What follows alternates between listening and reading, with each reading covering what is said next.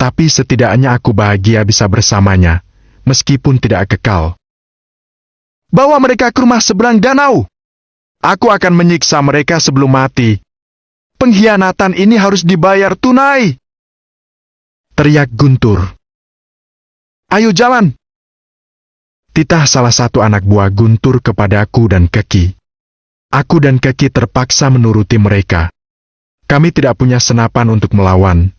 Tapi, di salah satu kamar rumah seberang danau, aku menyimpan senapan. Senapan itu tujuanku di sana. Kami menaiki anak tangga keluar dari lorong bawah tanah. Tidak sedetik pun kulepas tangan Keki, aku merasa Keki juga membalas genggaman tanganku. Aku merasa bahagia meskipun kami belum tentu bisa selamat. Setidaknya sebelum aku mati, aku bisa merasakan sentuhan tangan gadis yang kucintai. Tuan Guntur, apa yang akan kita lakukan pada mayat Tuan Jaka? Kami takut penduduk desa menyadarinya. Ucap seorang anak buah Guntur muncul di hadapan kami. Kunci semua pintu keluar. Aku tidak ingin mayat putraku dilihat penduduk desa. Tapi ada Bu Jumi di kamarnya, Tuan. Biarkan saja. Biar dia mati dihisap mayat putraku. Wanita itu tidak ada gunanya bagiku. Geram Guntur. Guntur, kamu sangat kejam. Jika aku berhasil merebut senjata itu, akan kubunuh kamu. Akan kucincang tubuhmu di depan semua gadis tahanan, biar mereka bisa menyaksikan kematianmu. Ayo bawa mereka. Titah Guntur kepada anak buahnya, untuk membawa kami menaiki mobil yang sudah terparkir di depan rumah kayu, menuju rumah seberang danau. Aku dan Keki dipaksa naik mobil. Di sampingku dan samping Keki, anak buah Guntur menodongkan senapan agar kami tidak melawan. Mobil dilaju meninggalkan rumah kayu. Guntur duduk di samping yang menyetir mobil. Dalam perjalanan, aku melirik gadis di sampingku. Dia diam sambil memperhatikan gerak-gerik Guntur dan anak buahnya. Mata itu sangat fokus. Aku teringat kejadian di tepi sungai. Saat itu aku tidak yakin dia adalah Keki. Jika saat itu aku tahu dan sangat yakin, mungkin saat dia tidak sengaja menindih tubuhku, aku akan membalas dengan pelukan. Mobil berhenti di tepi danau. Kami keluar dan tetap dalam pengawasan. Senapan itu tetap diarahkan ke kami. Kami tidak bisa berbuat banyak. Ayo naik sampan itu. Ucap Guntur kepadaku dan Keki. Guntur berusaha melangkah meskipun kakinya pincang. Balutan kain yang menutupi kakinya, membuat dia bisa melangkah. Ternyata Guntur cukup kuat menahan luka. Sampan yang kami naiki kecil. Di sini tidak ada sampan besar, sampan yang hanya bisa memuat 4 orang. Inilah kesempatanku kabur. Hanya Guntur yang memegang senapan di atas sampan ini. Satunya lagi bertugas mengayuh sampan. Di belakang sampan yang aku naiki, 2 orang anak buah Guntur juga menyusul dengan sampan yang berbeda. Mereka tetap memegang senapan. Jika kamu tidak mengkhianati aku, mungkin kamulah penerus bisnis ini. Ucap Guntur menatapku. Aku tidak butuh bisnis ini. Jawabku tenang. Hahaha, kamu lelaki lemah. Seharusnya aku sadari itu dari dulu. Yang bukan darah dagingku, seharusnya sudah kubunuh. Aku diam menatap Guntur, tanganku tetap erat menggenggam tangan Keki. Sekarang aku tidak butuh darah perawan lagi. Mayat Jaka akan kubakar. Dan kamu Lani, akan kujadikan kamu barang daganganku. Aku yakin banyak peminatmu. Hahaha. Guntur menatap Keki. Keki diam menantang mata Guntur. Sangat terlihat mata Keki memendam dendam besar ke Guntur. Matahari hampir bersembunyi. Sebentar lagi gelap, sampan membawa kami hampir ke tengah danau. Terasa jari Keki mencolek telapak tanganku. Aku melirik Keki, matanya menatapku lalu menatap danau. Aku mengerti, Keki mengajakku masuk ke danau melarikan diri. Dan itu juga tadinya yang aku pikirkan. Aku menganggukkan kepala pelan, menjawab ide Keki. Tidak perlu waktu lama. Aku dan Keki loncat masuk ke danau. Mereka kabur! Teriak Guntur. Dor! Dor! Dor, aku dan Keki terus mencoba berbenang menjauhi sampan. Kamu memasuki air lebih dalam agar peluru tidak mengenai kami. Kulihat Keki berenang dengan lincah. Aku berusaha berenang di belakangnya agar dia tidak tertembak. Dor, kakiku mengenai peluru. Aku tetap berusaha berenang sekuat tenaga. Darahku membuat warna merah di air sekitar kakiku. Cepat tangkap mereka! Masuk ke danau! Teriakan Guntur masih terdengar. Dan semakin lama, suara itu semakin menjauhi kami. Aku dan Keki mencoba menggapai permukaan air. Kami kehabisan nafas dan harus mendapatkan udara secepatnya. Kak Bima! Teriak Keki. Sepertinya aku tidak bisa menggapai permukaan air. Kakiku kram dan sakit. Makin lama tubuhku makin tenggelam. Kak Bima! Terdengar teriakan Keki. Semakin lama suara Keki semakin jauh. Sekilas bayangan masa kecilku melintas. Aku teringat ibu yang membesarkanku, menyuapiku makan, dan Bang Jaka digendong Guntur. Saat itu aku tidak tahu kalau aku bukan anak mereka. Aku kesulitan bernafas. Tubuhku semakin terbawa ke dasar danau. Mungkinkah saatnya aku mati, tanpa disengaja, air danau masuk ke mulutku. Aku tidak punya tenaga menggapai permukaan air. Aku tidak bisa bernafas. Tiba-tiba tanganku ditarik, aku melihat Keki mencoba menolongku. Aku merasa tubuhku ringan ke atas. Dan aku terus ditarik ke permukaan, semua terlihat gelap di mataku. Kak Bima! Kak Bima! Terdengar suara Keki memanggilku. Aku berusaha membuka mata, sepertinya tubuhku sudah di daratan. Pipiku ditepuk, tapi nafasku sesak. Bangun, Kak! Bangun! Teriak Keki menangis. Dia mencoba menekan perutku berulang kali. Aku tetap sulit bernafas. Jangan mati sekarang, Kak Bima! Aku melihat Keki menangis sambil menepuk pipiku. Tiba-tiba bibir Keki ditempelkan ke bibirku. Aku merasa dia memberikan nafas buatan. Dan itu dilakukannya berulang kali. Seketika, sekujur tubuhku mengalir rasa kehangatan. Aku seperti tersedak dan bisa bernafas lagi. Keki! Panggilku menatapnya. Kak Bima, syukurlah kakak masih hidup. Keki memelukku. Aku masih kekurangan udara, bisa berikan aku nafas buatan lagi? Harapku tersenyum sambil membalas pelukan Keki. Keki melepas pelukannya. Jangan cari kesempatan. Situasi begini masih juga bercanda. Jawab Keki. Mukanya memerah seperti malu. Aku membalas dengan tertawa kecil.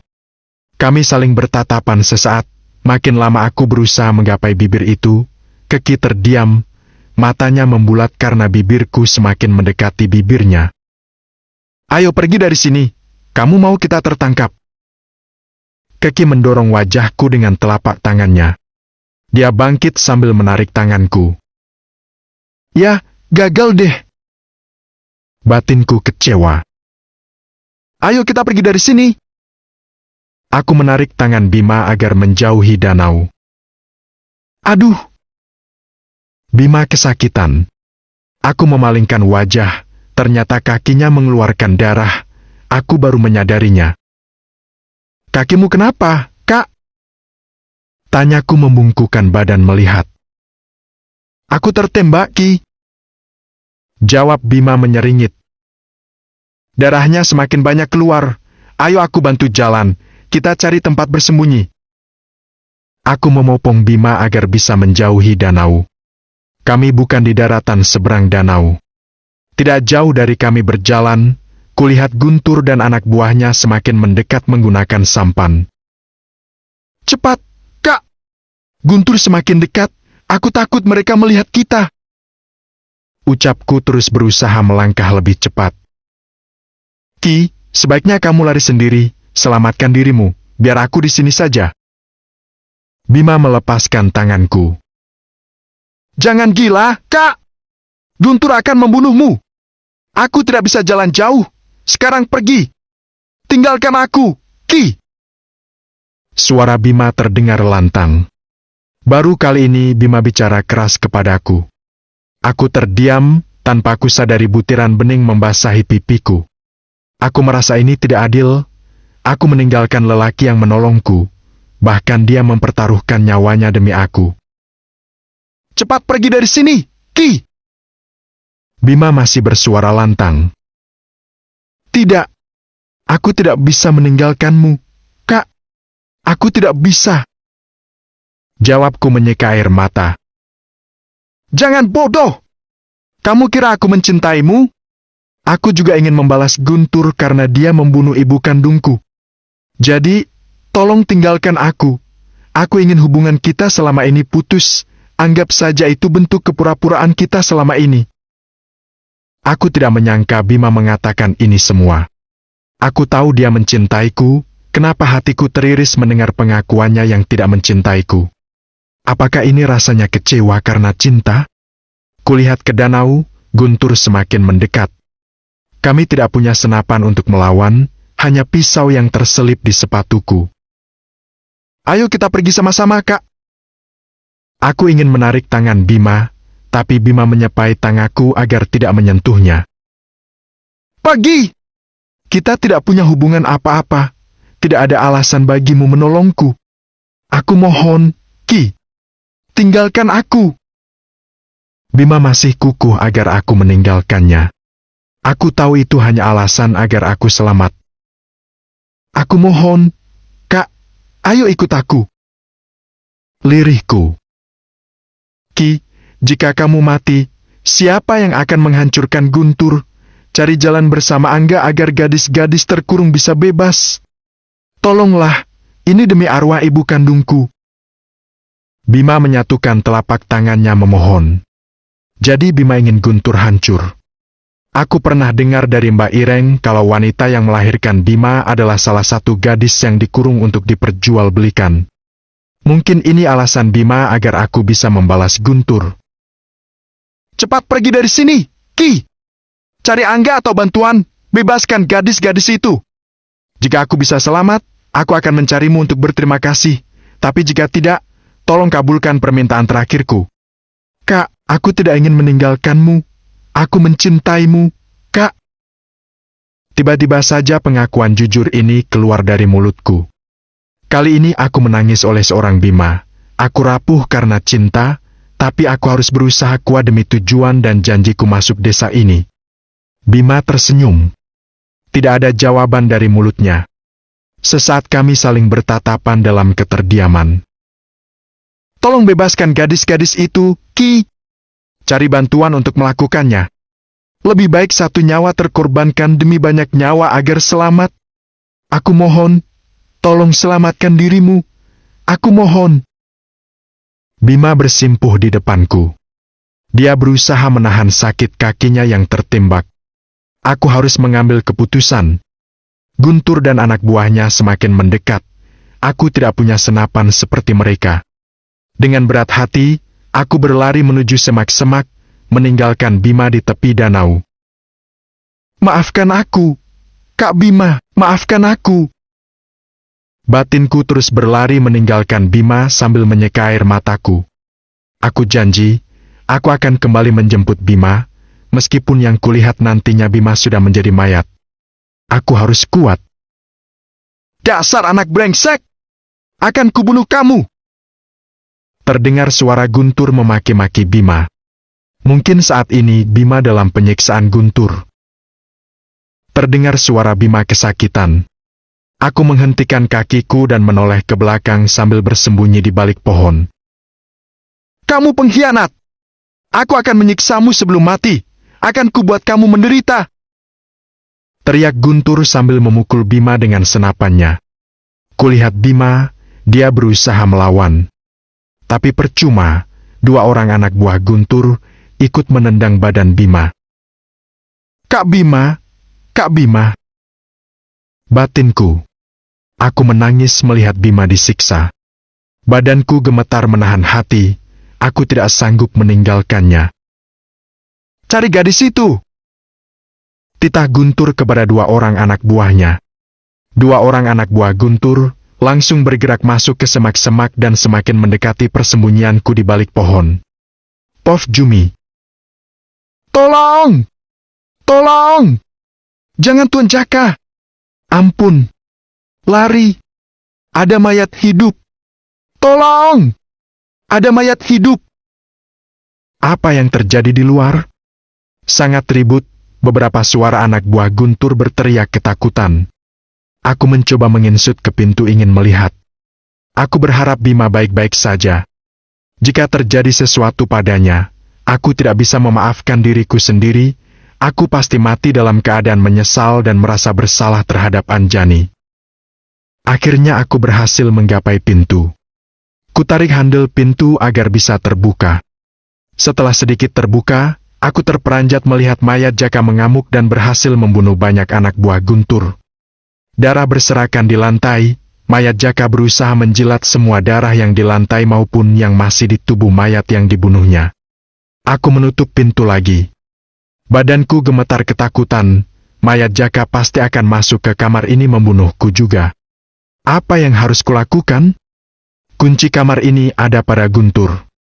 Berinsut lagi, aku berusaha menggapai sofa. Badanku kesakitan, Guntur menendang tubuhku seperti binatang, permohonan ampunku tidak dihiraukannya. Dia berusaha ingin mendapatkan surat tanah yang berhasil kusembunyikan. Tidak akan kubiarkan Guntur menguasai tanah perkebunan ini. Bima adalah pewaris tunggal semua kekayaan kakeknya. Aku berhasil bangkit menaiki sofa.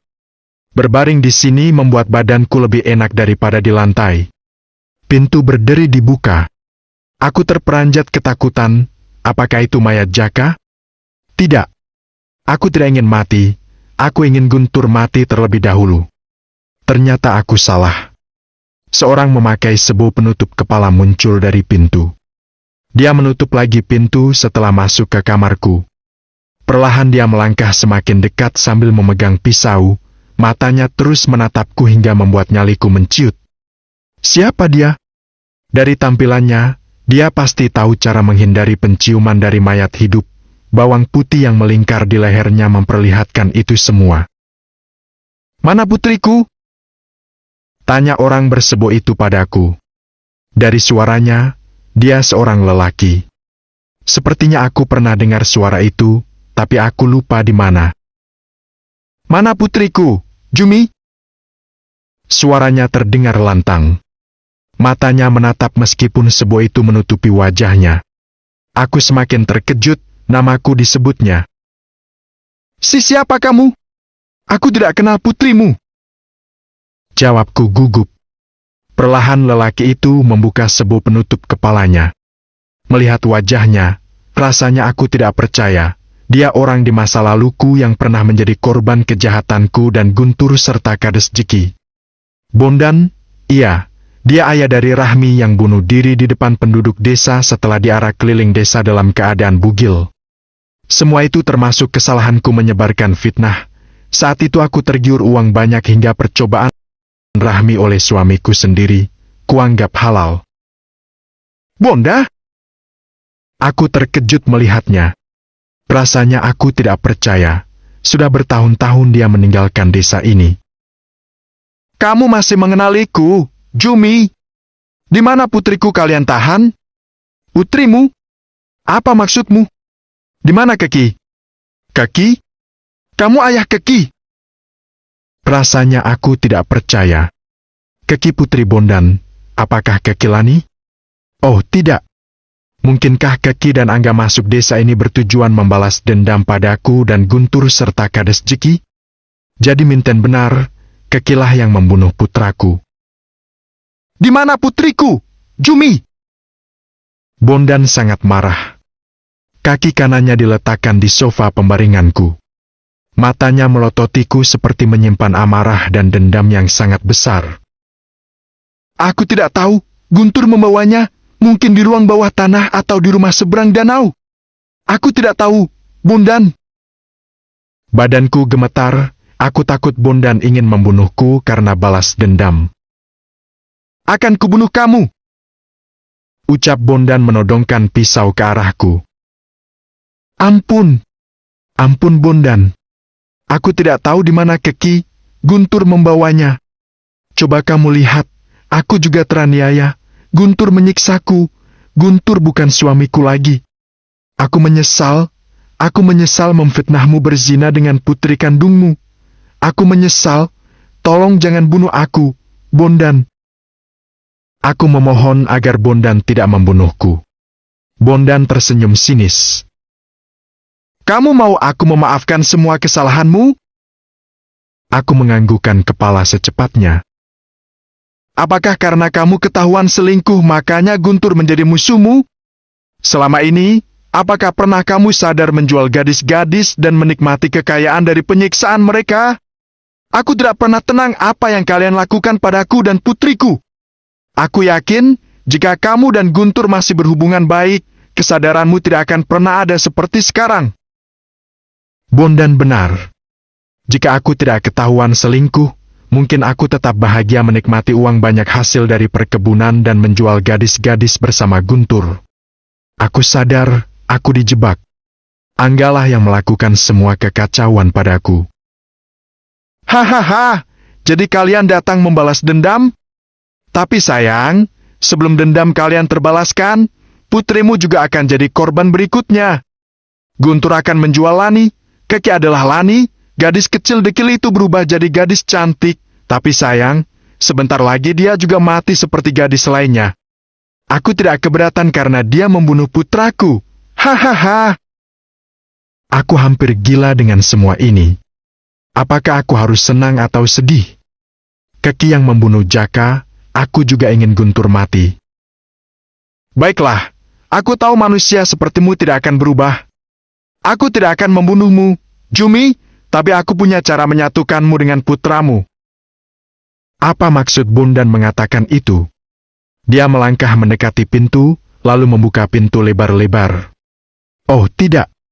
Apakah dia ingin mayat Jaka yang membunuhku? Tidak lama kemudian, mayat putraku masuk. Matanya merah melotot, dia pasti mencium aroma darahku. Perlahan mayat Jaka mendekatiku, aku berusaha ingin lari tapi sulit, badanku tidak mampu bergerak cepat. Luka badanku membuat rasa seperti mau lumpuh. Tolong aku, Bondan! Tolong aku! Teriakku ketakutan. Bondan berdiri di balik pintu menyaksikan mayat Jaka mendekatiku. Tidak. Aku tidak mau mati. Jangan Jaka! Ini ibumu, nak. Jaka? Aku menatap Jaka. Percuma aku memohon, dia hanya mayat hidup yang dirasuki jin jahat. Jangan! Tanganku digigit. Darah mengalir, lalu mayat Jaka menghisap darahku. Sakit sekali. Tolong aku, Bondan. Maafkan aku. Tolong! Permohonanku tidak dihiraukannya. Bondan tetap berdiri di samping pintu sambil menyaksikan, apakah aku akan mati di tangan mayat putraku sendiri. Aku salah. Kejahatanku sudah sangat banyak. Aku menjual gadis-gadis, bahkan permohonan mereka agar dibebaskan tidak aku pedulikan. Aku menyiksa gadis perawan dengan mengambil darah mereka untuk ritual penyembahanku. Bahkan apa yang kusembah tidak bisa menyelamatkanku dari kematian. Aku juga melihat kematian gadis-gadis seperti binatang, itulah yang pernah dialami Anjani sepupuku. Aku juga tanpa rasa kasihan menyaksikan Rahmi bunuh diri di depan penduduk desa. Inilah senjata makan tuan. Kejahatan pasti akan terbalas. Dagingku digigit seperti binatang mencabik daging mangsanya. Di kakiku, di tanganku dan bahkan di pipiku. Darah bercucuran. Sangat sakit.